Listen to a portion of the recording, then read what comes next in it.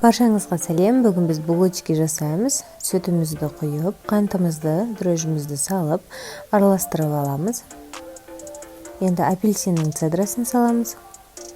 Жұмыртқа және де сары май, тұзымызды салып, жақсылап араластырып алатын боламыз.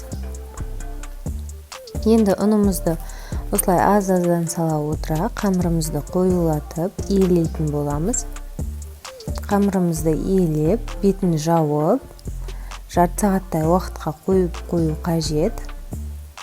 Қамырымыз дайын болғанша начинкамызды дайындаймыз. Ол үшін творогқа 2 қасық қантымызды саламыз, және де мана крупа, 2 қасық қаймақ. Енді жақсылап араластырып аламыз.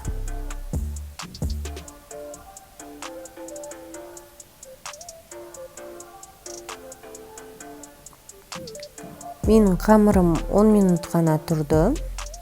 Енді алып, қамырымызды осылай домалатып, жайып аламыз. Қолмен созып домалатып алатын боламыз.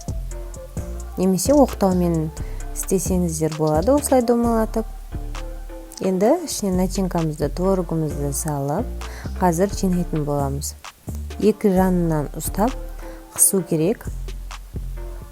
Осылай 2 бетін ғана жинап, ортасын қалдырып қоямыз творогымызды көрсетіп.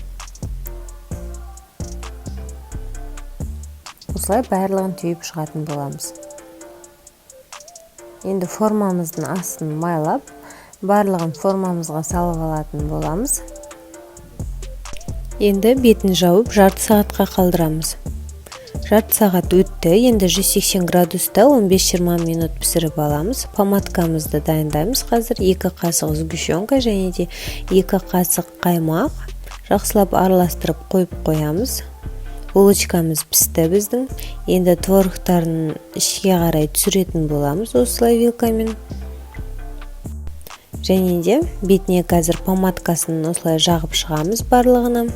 Біз пешімізді сөндірдік және сол өшіп тұрған пешке 10 минутқа салып шығарамыз. Астын қоспаймыз.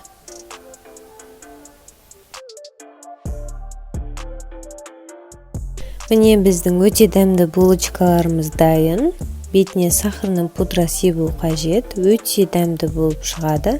Міндетті түрде жасап көріңіз, өкінбейсіз.